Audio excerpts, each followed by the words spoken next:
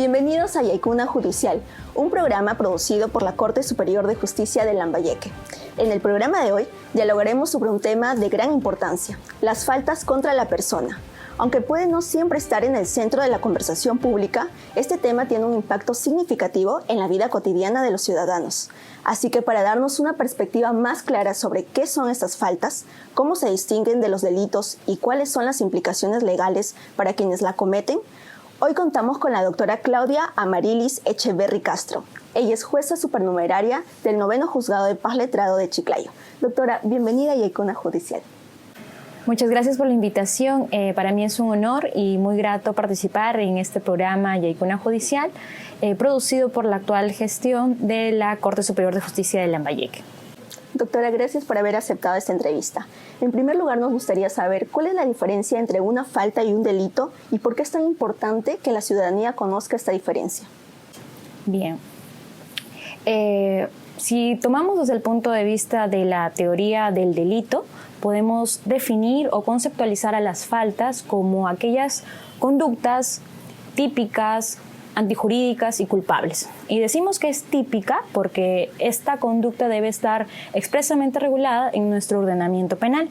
Asimismo, decimos que es una conducta antijurídica porque debe oponerse a lo que establece nuestra norma.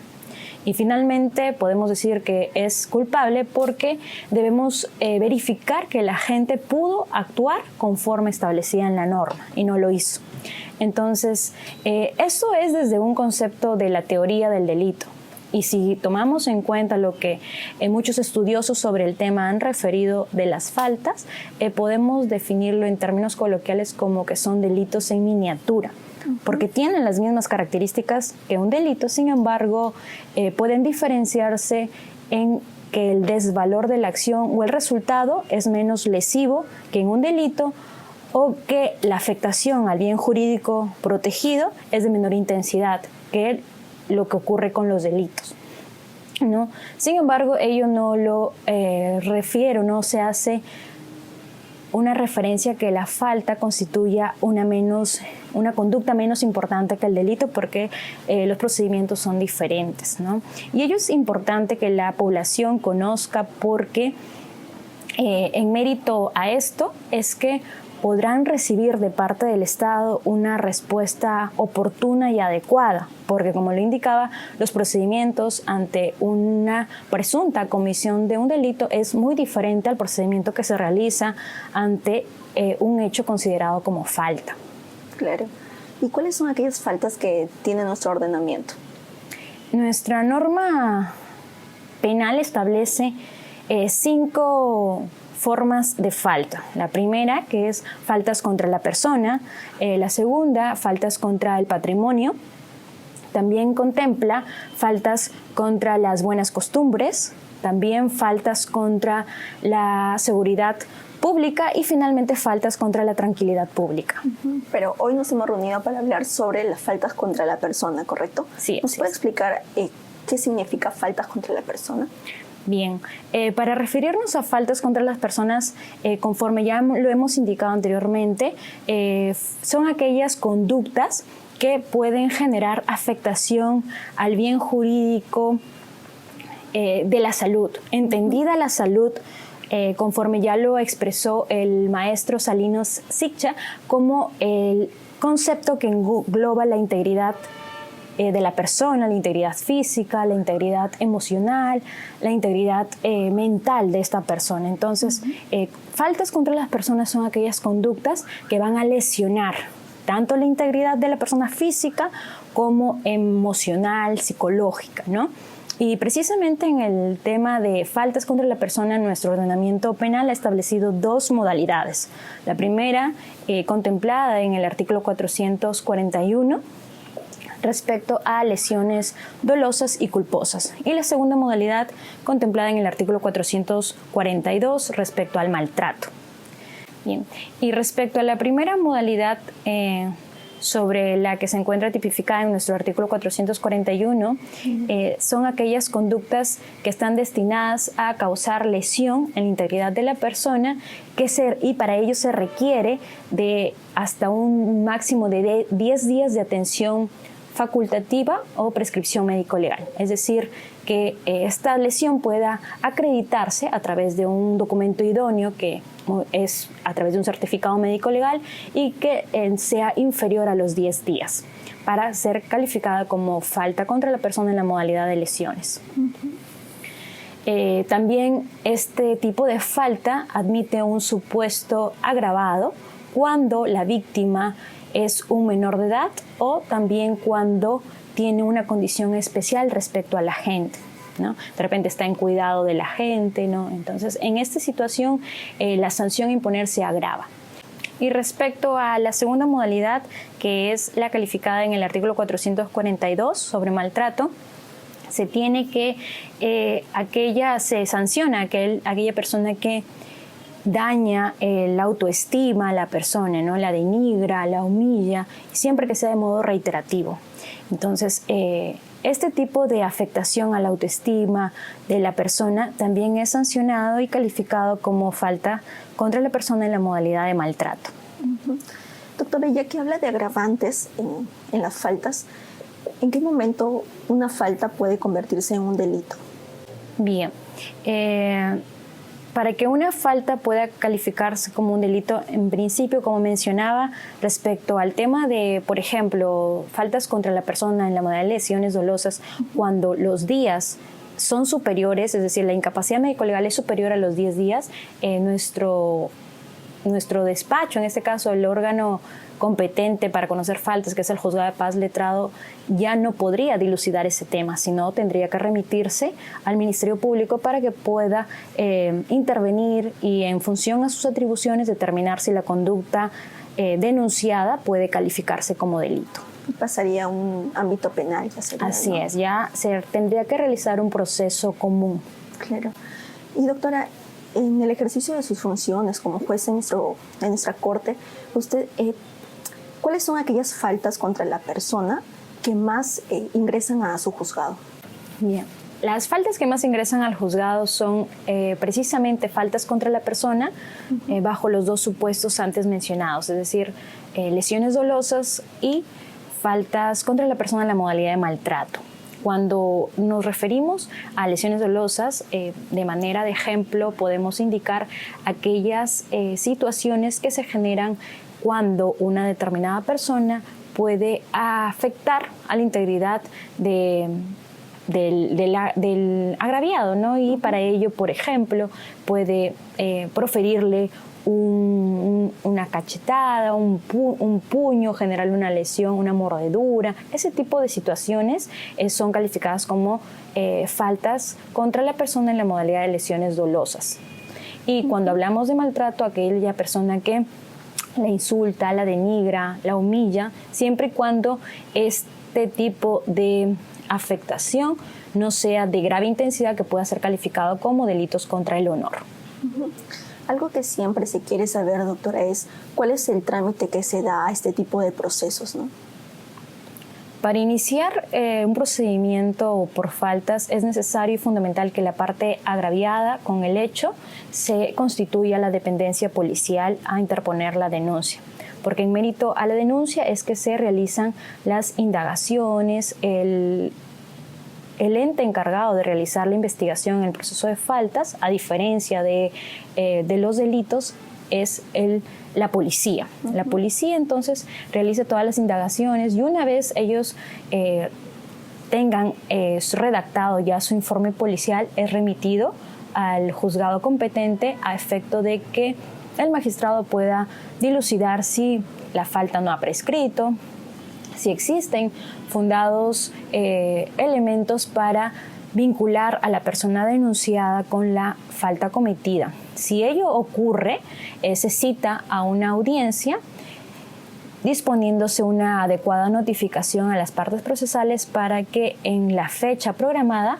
puedan asistir a la audiencia y dilucidar sobre lo que ha sido materia de denuncia. Algo muy importante y que es muy característico del proceso especial por faltas es que una vez instalada la audiencia en presencia de las partes procesales, sobre todo que concurra la parte agraviada, puede instar a que puedan conciliar ¿Para qué? Para que las partes puedan conversar sobre el problema y ya se pueda emitir un acuerdo conciliatorio. Las propias partes determinan los acuerdos a los que ellos arribarían y en mérito a ellos se concluye el proceso, ¿no? Es una forma mucho más oportuna de poder determinar y poder culminar este proceso y así las partes puedan sentirse garantizadas que sus derechos y sus han sido atendidos, ¿no? En este tipo de procesos siempre se promueve la conciliación, ¿verdad? Sí, siempre y cuando la parte agraviada esté presente y se advierte el ánimo también de las mismas partes de culminar con el proceso, que en la mayoría de los casos ocurre y en otras veces no, y cuando se advierte eso, se continúa con un juicio, ¿no? Claro. Normalmente cuando vemos un proceso ante una falta o un delito, la población siempre quiere que sea sancionado, ¿correcto? ¿Cuáles son ustedes los tipos de sanciones que realizan en las faltas contra las personas? ¿Y cómo protegen ustedes con esto a la víctima? En el proceso especial de faltas está regulado en el artículo 440 de nuestro Código Penal, que se impone como sanción penas limitativas de derecho y multas, a excepción de los casos de reincidencia y habitualidad, siempre y cuando la falta sea contra la persona y contra el patrimonio. Que en esas situaciones, cuando se advierte reincidencia y habitualidad en faltas contra la persona o contra el patrimonio, se va a imponer una pena privativa de la libertad. Entonces, esas son las consecuencias que nos permite nuestro ordenamiento penal.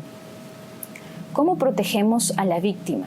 Bien, sobre este tema es una situación un poco particular porque la víctima generalmente en procesos de violencia, son protegidas a través de los juzgados de familia. Los juzgados de familia son los competentes para determinar las numerosas medidas de protección que pueden ellos verse beneficiados. Entonces, cuando una persona agraviada denuncia un hecho de violencia, la policía recibe su denuncia y remite muchas veces los actuados en primera instancia al juzgado de familia. El juzgado de familia es el que emite el auto que dicta medidas de protección, como tampoco las puede emitir. Entonces, una vez contado ya con ese dictamen o con ese auto sobre medidas de protección, son remitidos al juzgado de faltas. Y ese documento puede servirnos como elemento fundado para tener credibilidad sobre lo hecho denunciado, ¿no? Siempre y cuando se tenga que realizar el proceso respectivo. Entonces, podemos decir que a un proceso de faltas ya previamente el juzgado de familia ha emitido su opinión respecto a determinadas medidas de protección que puede tener la parte agraviada. Y doctora, usted como jueza, ¿cuál considera que son los desafíos más grandes que ha enfrentado al juzgar en este tipo de faltas? Bien. El desafío más grande que el juzgado se ha enfrentado desde mi punto de vista es respecto a hechos que comúnmente están pasando en que, como mencionaba, el procedimiento especial de faltas es muy diferente a un proceso penal. Entonces, para empezar, los plazos de prescripción, por ejemplo, son diferentes. Entonces, una persona agraviada, cuando interpone su denuncia, y si es un caso peor de violencia contra la mujer o integrantes del grupo familiar, estos actuados son derivados en primera instancia ante el Ministerio Público. El Ministerio Público realiza su investigación, recaba todos los elementos de convicción que coadyuven o no a su teoría del caso y luego emite sus disposiciones fiscales. Y cuando considera que el hecho denunciado no constituye delito, pero puede ser considerado una falta, lo remite al juzgado de paz letrado. Y lamentablemente, en algunos casos, al juzgado llega cuando el plazo está por prescribir. Entonces, es importante, una vez recibir los actuados, advertir esa situación porque el juzgado de paz letrado solamente tiene 1 año o 6 meses para poder emitir una respuesta a la población. Entonces, cuando los actuados son remitidos con fecha posterior a ello, prácticamente nosotros como Estado, representantes del Estado, ya hemos perdido competencia para poder emitir una determinada decisión, sea condenando, absolviendo, y simplemente tenemos que prescribir la acción penal. Entonces se le explica la parte agraviada de lo sucedido y eventualmente ellos se encuentran disconformes con esta situación, ¿no? Entonces ese es un desafío muy importante que se puede advertir al poder recibir todo este tipo de denuncias, ¿no? Lo principal es delimitar el evento, la fecha exacta en que se produjo el hecho denunciado para que las partes, sobre todo la parte agraviada, no sea perjudicada con este tipo de situaciones. Doctora, finalmente, desde la Corte Superior de Justicia de Lambayeque y también desde sus juzgados, lo que se quiere es, de alguna forma, promover una cultura de respeto y una convivencia pacífica dentro de la comunidad, ¿correcto? ¿Cuál sería el mensaje final que le dejaría a la ciudadanía justamente para disminuir este tipo de procesos? Yo les podría decir que recordemos los valores que a lo largo de nuestra vida nos han inculcado, tanto dentro de nuestra propia familia como dentro de las escuelas, ¿no? Porque precisamente la empatía es fundamental para evitar los conflictos y así poder garantizar una convivencia sana, civilizada, ¿no? Y recordar que nuestros derechos terminan cuando empiezan los derechos de los demás. Correcto. Muchísimas gracias por esa entrevista. Gracias por la invitación. Queremos agradecerles también a ustedes por habernos acompañado en un programa más aquí en Yaikuna Judicial. Recuerden que pueden vernos a través de nuestras diferentes redes sociales. Nos encuentran como Corte Superior de Justicia de Lambayeque. Además, nos pueden ver a través de Justicia TV a nivel nacional. Con nosotros será hasta la próxima.